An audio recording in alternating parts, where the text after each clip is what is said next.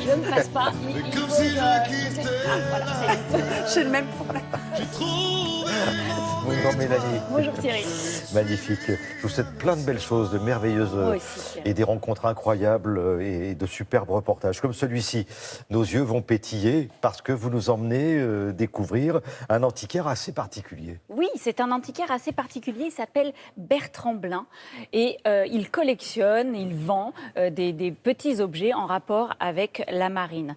Et ce sont des objets qui font rêver. Et d'ailleurs, il y a beaucoup d'amateurs et de collectionneurs de tous ces objets, tout simplement parce que depuis la nuit des temps, ça fait rêver, que ce soit au 15e, 16e siècle, au moment des grandes découvertes, au 17, 18e siècle, au moment des colonisations et même au tout début du 20e, lorsque l'on commence à naviguer sur de majestueux paquebots. Eh bien ça, tout cela, ça faisait rêver. Et aujourd'hui, ils sont nombreux à collectionner tous ces objets. Et Bertrand Blin, vous l'avez dit, c'est un antiquaire un peu particulier parce que, bon, déjà, c'est un passionné de maquettes de bateaux. Vous allez voir, il en a de très belles dans le sujet.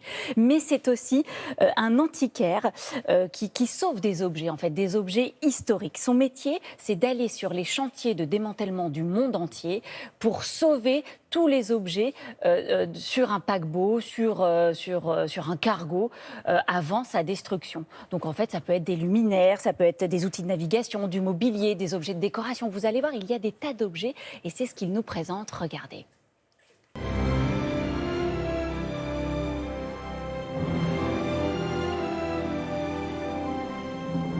Les maquettes de bateaux, c'est des rêves de gamin avec bateaux de bassin, donc lestés, qui naviguent vraiment sur les bassins des Tuileries ou des compétitions sur la Tamise, comme il peut y avoir encore aujourd'hui.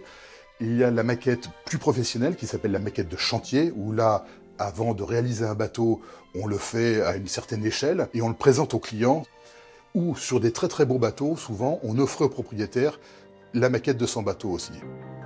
Ici, j'ai essentiellement des bateaux de bassin. Ce sont des jouets. On faisait des compétitions avec. Les plus anciens sont fin 19e. Et là, on a une vraie technique navale de grands bateaux pour des très très beaux jouets.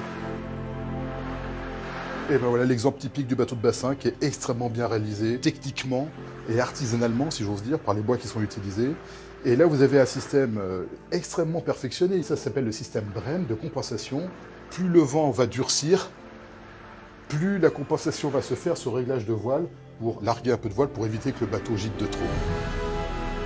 En parcourant le monde, aussi bien l'Europe que l'Asie, j'ai fini par visiter les principaux chantiers de démantèlement pour tout ce qui est accastillage sur un bateau. Voilà, une lampe en bronze qui doit avoir 60 ans.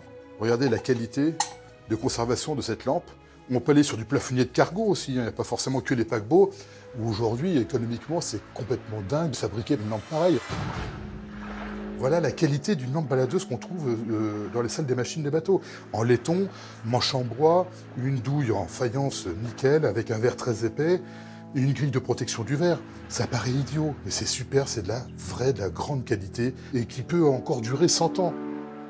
C'est fait pour résister à un milieu hostile qu'est la mer. On prend toujours le meilleur, tout simplement pour que ce soit homologable, qu'il n'y ait pas un risque. Bon, là, on est en plein cœur de Paris, chez un antiquaire de marine, et vous avez ce qu'on appelle un bateau-pelle, qui est en contreplaqué, qui date des années 60, qui est un véritable bateau de course, dans la catégorie hydroplane. Il y avait deux catégories, 250 cm3 ou 500 cm3, et ça prenait pratiquement 130 km/h sur l'eau. Le pilote était complètement allongé ici, avec les coudes à cet emplacement, là. Il tenait le volant et sa tête était ici, au ras de l'eau, à 20 cm de l'eau. Imaginez à 130 km/h les sensations qu'il devait ressentir. C'est superbe, c'est un petit peu de rêve à la maison, oui. un peu d'évasion. Et voilà, un petit peu d'évasion. Regardez ce que je vous ai amené là, Thierry. Ça, c'est le fameux bateau bouteille. Alors, c'est hyper kitsch, mais moi, j'adore. Et surtout, je me suis longtemps posé la question de savoir comment il faisait pour enfiler comment le c'est thé. possible. Voilà. Ça, c'est ce qu'on appelle du matelotage, Thierry. C'était fait par les matelots qui passaient des journées entières sur les bateaux. Il fallait bien qu'ils s'occupent l'esprit, les mains, etc.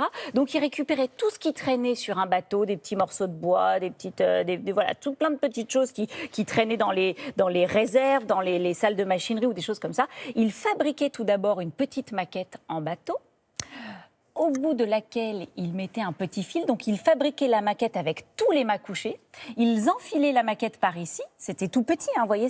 Donc, ça passait par le goulot. Et une fois à l'intérieur, il tirait sur la ficelle, les mâts se relèvent, et voilà. Et à l'intérieur, après, il peignait le fond, il y mettait des petites choses. Celui-là, il date du 19e. Celui-ci, il est un peu plus récent, et c'est les années 60. Mais c'était pour vous montrer ce petit système avec la ficelle. Ça paraît Voilà. tellement simple hein, quand vous le racontez. Eh Enfin, oui. à mon avis, il y a du boulot, hein, parce que vous regardez les bateaux, il y a une précision, c'est sublime. Hein, Eh oui. Sublime. Voilà, vous pouvez aller voir Bertrand Blin, il est dans le 17e à Paris. Et ça se visite, son petit magasin.